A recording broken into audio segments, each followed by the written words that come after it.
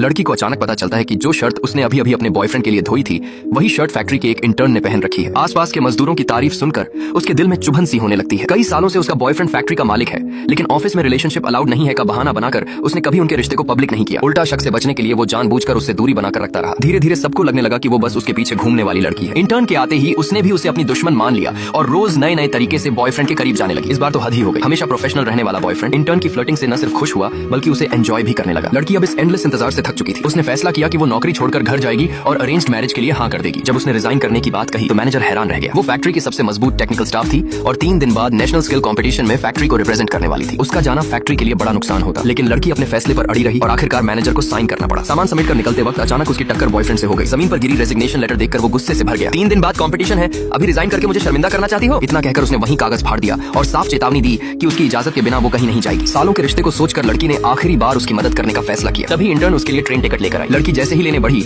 Intern ने जानबूझकर ticket जमीन पर गिरा दिया। उसे मालिक का सपोर्ट था, इसलिए वो उसे बिल्कुल सीरियस नहीं लेती थी। लड़की का सब्र टूट गया। उसने इंटर्न को जोर से धक्का दिया और साफ कहा, मुझसे दूर रहो वरना ठीक नहीं होगा। इंटर्न रोती हुई जाकर शिकायत कर देती है। गुस्से में बॉयफ्रेंड फैक्ट्री के नाम से नोटिस जारी करता है। मैनेजमेंट की बात नहीं मानने के कारण उसकी महीने की परफॉर्मेंस सैलरी काट ली जाती है और वही पैसे इंटर्न को दे दिए जाते हैं। ये देखकर लड़की का दिल पूरी तरह टूट जाता है। 7 साल का रिश्ता एक इंटर्न की एक मुस्कान के सामने हार गया। तभी तेज बारिश शुरू हो जाती है। वो भीगती हुई खड़ी रहती है। तभी दूर से बॉयफ्रेंड की कार दिखती है। वो उम्मीद से आगे बढ़ती है, लेकिन वो सीधे इंटर्न के पास जाता है, उसे छतरी में लेकर कार में बैठा देता है और बिना उसकी तरफ देखे चला जाता है। उस पर लड़की अंदर से पूरी तरह टूट जाती है। वो अपनी माँ को कॉल करके 3 दिन बाद होने वाली फैमिली मैरिज के लिए हाँ कर देती है। बारिश में भीगते भीगते वो घर पहुंचती है और उसी रात उसे तेज बुखार हो जाता है। फिर भी कंपटीशन मिस न हो, इसलिए अगले दिन खुद को संभालते हुए स्टेशन पहुंच जाती है। लेकिन बॉयफ्रेंड का पहला सवाल कंसर्न नहीं, इल्जाम होता है। अपनी सेहत का ख्याल नहीं रख सकती? अगर कंपटीशन खराब हुआ तो मैं शेयर होल्डर्स को क्या जवाब दूंगा? लड़की कुछ नहीं कहती, चुपचाप ट्रेन में चढ़ जाती है। इंटर्न ने जानबूझकर अपने और बॉयफ्रेंड के लिए फर्स्ट क्लास टिकट बुक की, जबकि लड़की के लिए सिर्फ स्टैंडिंग टिकट लिया। बुखार में घंटों खड़े रहने के बाद वो आखिरकार बेहोश होकर गिर जाती है। जब उसकी आंख खुलती है वो अस्पताल में होती है। उसे लगता है कि बॉयफ्रेंड उसे यहाँ लाया होगा, लेकिन नर्स बताती है तुम्हारे फैक्ट्री वाले मालिक वो तो तुम्हें नहीं लाए, वो तो बगल वाले कमरे में एक इंटर्न का ख्याल रख रहे हैं। उसी समय माँ का फोन आता है। लोकेशन सुनते ही वो उसी दिन घर वापसी की फ्लाइट बुक कर देती है। लड़की मना करने ही वाली होती है कि तभी बॉयफ्रेंड कमरे में आता है। उसे देखकर एक पल को उसे गिल्ट महसूस होता है। तभी इंटर्न भी अंदर आ जाती है और उसका चेहरा तुरंत फिर से ठंडा और प्रोफेशनल हो जाता है। वो कहता है फैक्ट्री ह्यूमन बेसिस पर तुम्हारा पूरा मेडिकल खर्च उठाएगी, लेकिन ये गलती तुम्हारी भी है, तुम्हें अपनी सीट पर ही रहना चाहिए था। लड़की ठंडी आवाज में जवाब देती है, मेरे पास सीट थी ही कब, मेरे पास तो स्टैंडिंग टिकट था। वो तुरंत इंटर्न से सवाल करता है। इंटर्न बहाना बनाती है, शायद सिस्टम ने रैंडम टिकट दे दिया, उसकी किस्मत खराब थी। इतना बेकार बहाना होने के बावजूद वो उस पर यकीन कर लेता है। उल्टा उसे 20,000 रुपए ट्रांसफर करता है और कहता है कि तुरंत होटल बुक कर लो,